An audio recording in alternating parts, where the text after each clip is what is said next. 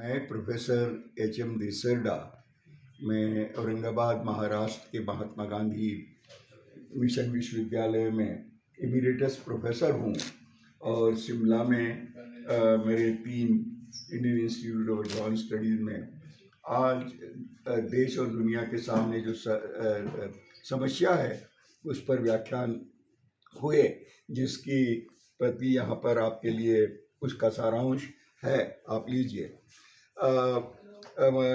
जब भी मैं हिमालय में या आता हूँ, हिमाचल प्रदेश में और जगह, तो ये मुझे लग रहा है कि ये जलवायु परिवर्तन की जो आज संकट आया है वो वैश्विक संकट है। और एक अर्थशास्त्री होने के बावजूद भी मुझे ऐसे लग रहा है कि मानव जाति को आज इस षड्यंत्र से छुटकारा पाने के लिए एक नई सभ्यता की ओर जाना पड़ेगा। उस सभ्यता का नाम मैंने पारिस्थितिकी सभ्यता, इकोलॉजिकल सिविलाइजेशन ऐसा रखा है। ये देखिए, एक तरफ 20% लोग दुनिया के इतने साधन उपयोग में ला रहे हैं जो नीचे के 80%, चाहे किसी जगह आप ले लीजिए, हिमाचल से लगाकर और राज्य या पूरे देश दुनिया में, तो ये संसाधनों का जो अनाप दोहन हो रहा है, ये विकास नहीं विनाश है। आज की ही आप देश और दुनिया की खबरें अगर देख ले तो हमें देखिए ना कि ये तापमान 122 साल में सबसे ज़्यादा तापमान का होना,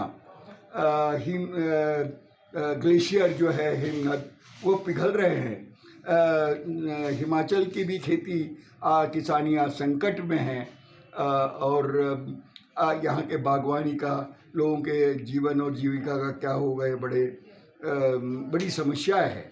और आज हमें आवश्यकता है कि ये सारी चीज़ों की एक लैंड यूज़ प्लानिंग, भूमि उपयोग करना आवश्यक है। मैंने उच्च शिक्षा संस्थान को कहा है और बाकी यूनिवर्सिटीज, कृषि विश्वविद्यालयों समेत सोलन और वहाँ पालमपुर का लिखा है कि आप इस पर एक प्राकृतिक कृषि की ओर जाना पड़ेगा, क्योंकि आज जिस हवा की सांस हम ले रहे हैं, जो जल पी रहे हैं, जो अन्न खा रहे हैं, वो सारा प्रदूषित, विषाक्त, पॉइजनस हो गया है। और इसकी वजह से ये महामारियाँ भी जो आ रही है, इस विकास की जो विकृति हो गई है, उसका नतीजा है।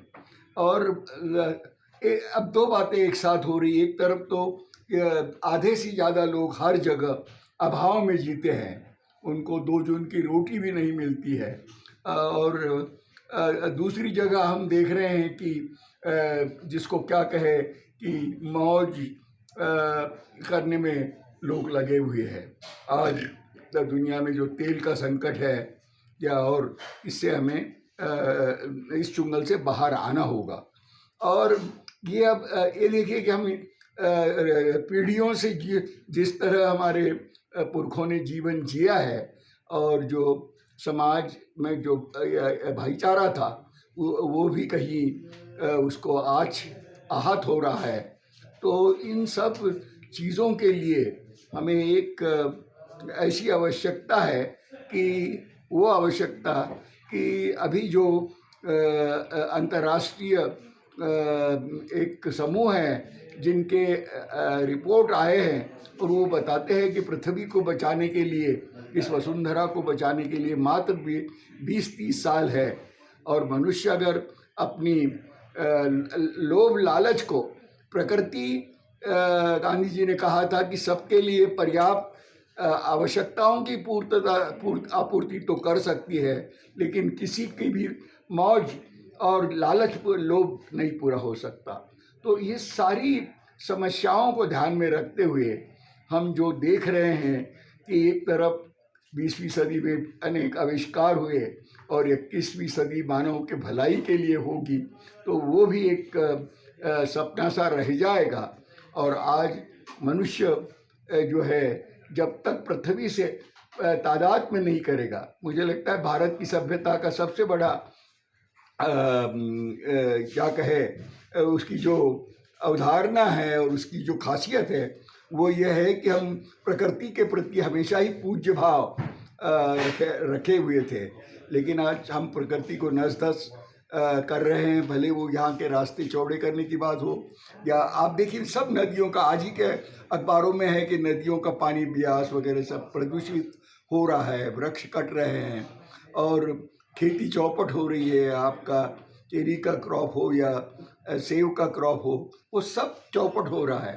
तो लोगों की जीविका और जीवन ये संकट में है और इस संकट से हमें मुक्ति पाने के लिए उस एक नई सभ्यता की ओर जाना पड़ेगा। और इसीलिए मुझे लगता है विकास इस शब्द से आजकल मैं अर्थशास्त्री होने के बावजूद भी डर लगने लगा है कि विकास के नाम से विनाश हो रहा है, विद्या के नाम से अविद्या फैलाई जा रही है और लिखे पढ़े लोग अपने तक सीमित हो गए हैं और नीचे जो श्रम जीवी जनता है वो भुगत रही है। कहावत है ना, करे कोई भरे कोई, इस तरह से। और अब समय आ गया है कि हम इन विचारधाराओं के भी परे जाए। वो जैसे कवि ने कहा है, ना दक्षिण ना वाम, भूखे को तो रोटी से काम। ये हमें ध्यान में लेना होगा। गरीब हो या धनवान, शिक्षा हो सबकी एक समान, ये भी बात नहीं हो रही है।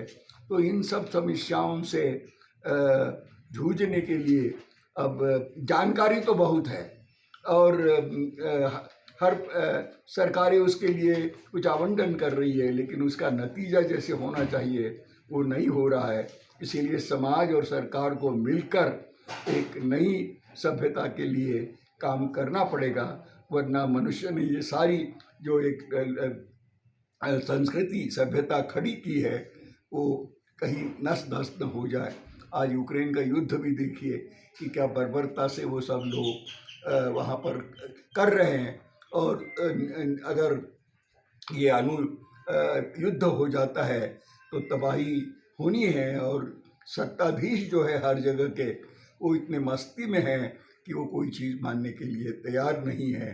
तो इस बात क्षमा करें, इस बात को लेकर लोक शिक्षा की आवश्यकता है और वही उसी भावना से मैं आज यहाँ आया।